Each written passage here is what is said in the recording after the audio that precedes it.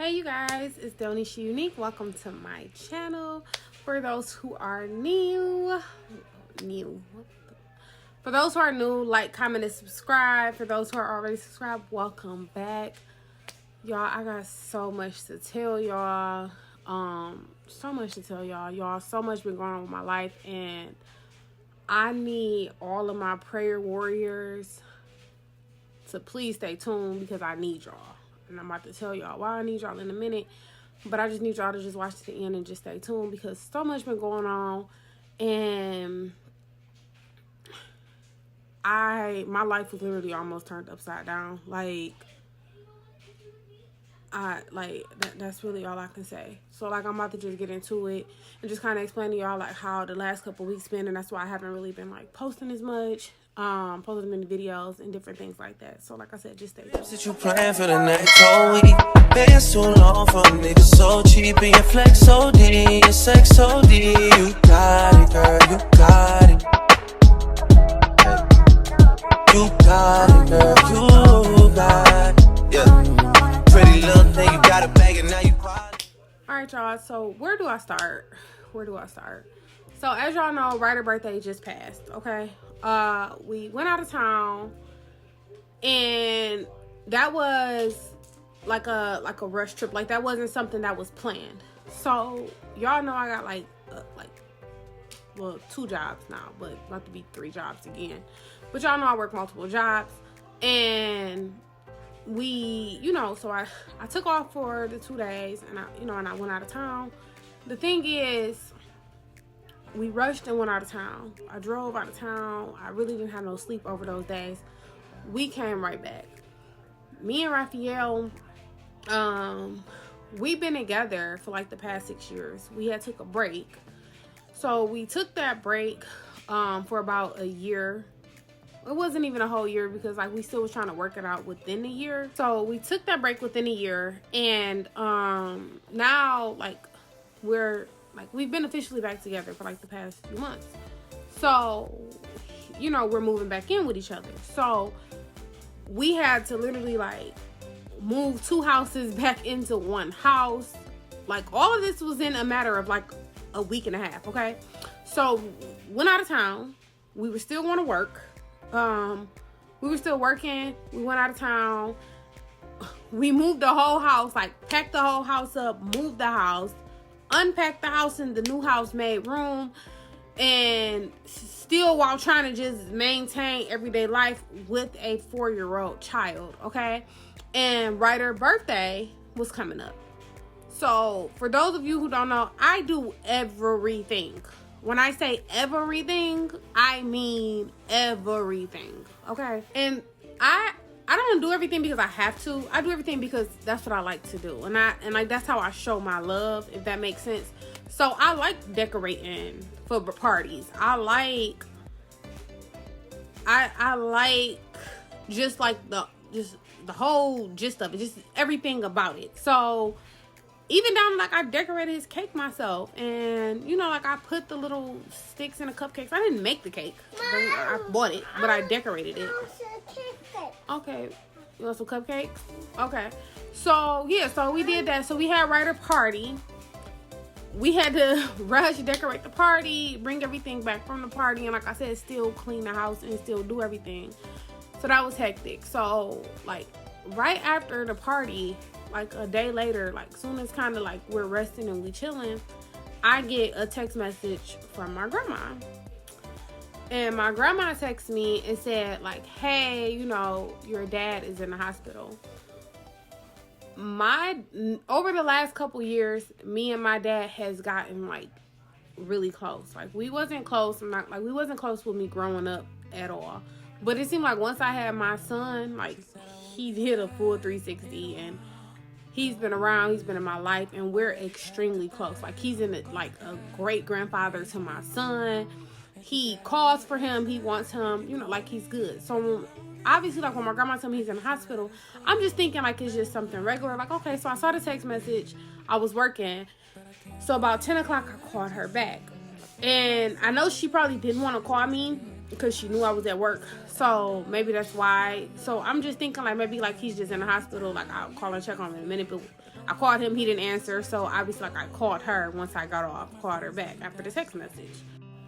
So I call her, like I said, and I I'm like, well, what's going on? What happened?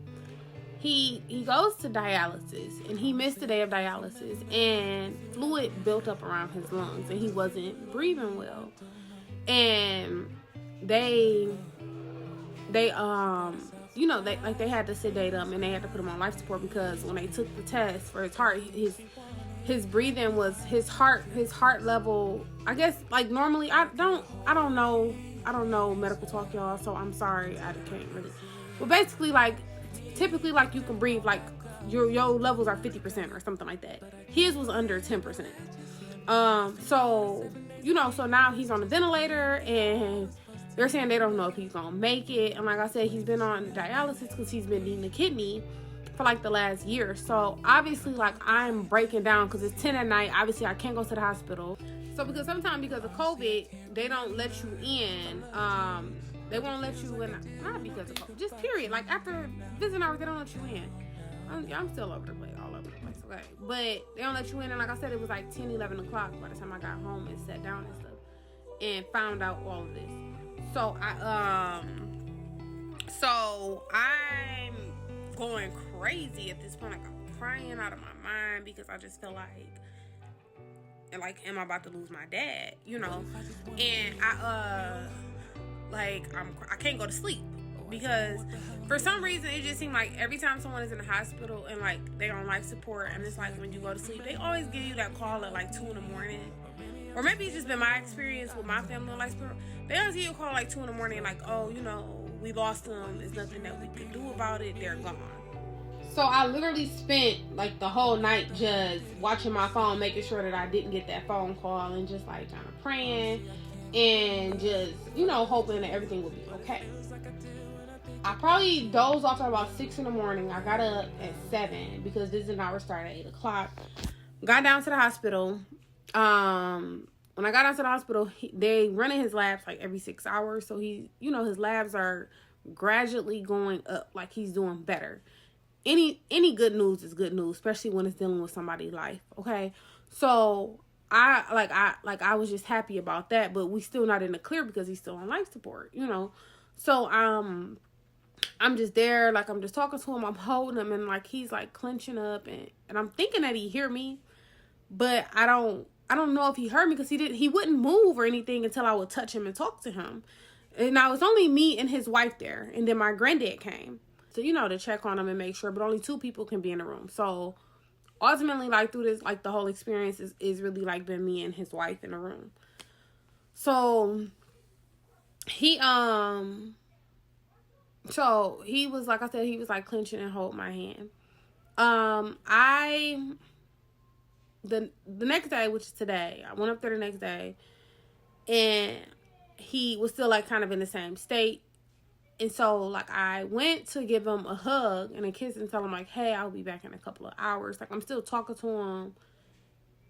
I don't know why. I just feel like he can hear me, and obviously he could. So we're in the room for like a couple hours before I decided to leave. And so once I got up and, like I said, and decided to leave, I gave him a hug and I gave him a kiss. When I gave him a kiss, he opened his eyes, and he hadn't opened his eyes since he'd been on life support. And so like his eyes are open now. They have been lowering the sedation and lowering the oxygen levels, like and like just lowering the machine, I guess. Like I said, I don't know medical terms. They've been lowering the machine, like lowering the settings, I guess, and allowing him to kind of like breathe more on his own. Like I said, he's doing better and he's doing better. So he opened his eyes, and so I'm like, well, blink once if you heard me yesterday, because he still has everything in his mouth, like the tubes and everything going down his mouth.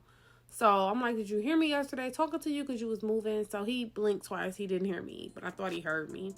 But he's up now.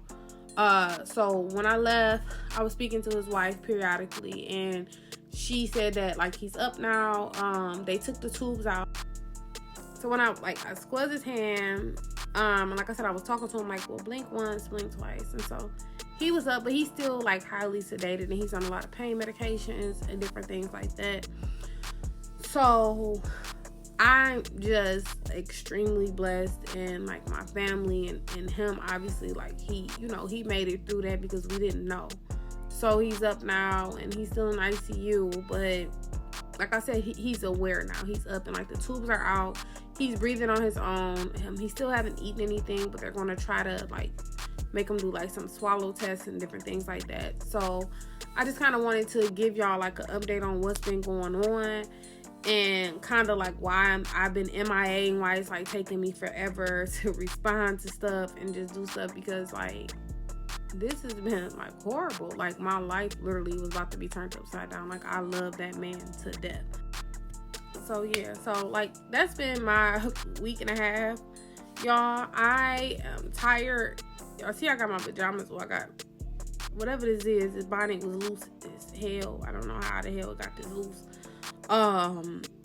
So that's why it's like a little rubber band on there. I got my robe on. Like I just took a shower. I'm about to lay down because I had to get up and go back up to the hospital in the morning, because like he's up now, so I want to be able to like talk to him and stuff before I head to work. So I'm gonna try to get up there as early as I possibly can. So I'm about to lay down and get me some rest. But I just want to say thank everybody for like all the support. Like y'all see like these sponsorships been coming in, and like God has truly been shining down on me, and like been really like throwing them blessings my way. Like he tossing them. I'm forever grateful, and I'm just happy that my dad is here and talking and breathing, and we still have more time to reconnect and be able to get closer, because that you don't really see that often. You know, people hold grudges from childhood trauma and stuff like that, and I'm just not that person. Like me and Raphael was just having a conversation earlier, like I hate hating people. Like I can't hate nobody. I can't not like people. That's just not my spirit, you know. And so regardless of who did what or didn't do what, like I live in a now, and like I said, I'm just grateful for all of the blessings, and I'm just grateful for everything. I know I'm babbling, but that's all. So I wanted to let y'all know what was going on. So I am going to try to get that video edited tomorrow while I'm sitting up at the hospital once he dozes off and take a nap, so y'all can see our trip. And I'm going to try to get the video edited for his birthday party so you guys can see that. And I have more sponsorships. Y'all, listen. Baby, listen. Yeah, just stay tuned. And I got a couple story times. I got to tell y'all about some stuff. I just had to get over this first. And I want y'all to meet my dad. Because if y'all think I'm funny, y'all think my grandma funny, he is. Listen, he really should have been a stand-up comedian, because he is hilarious, okay? And people like that just do not need to leave this earth. Like, he is so funny. Like, we together is never a dull moment. When I say, like, your cheeks is hurting, I listen, he is so funny. So, can't wait till y'all meet him.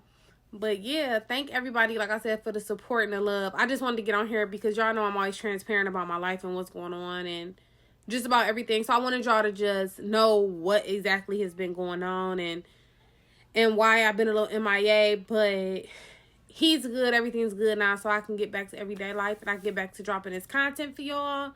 So yeah, so that's it. So I love y'all. Thank y'all again, and I will see y'all in a couple days. Can y'all really feel it? East Coast, feel it.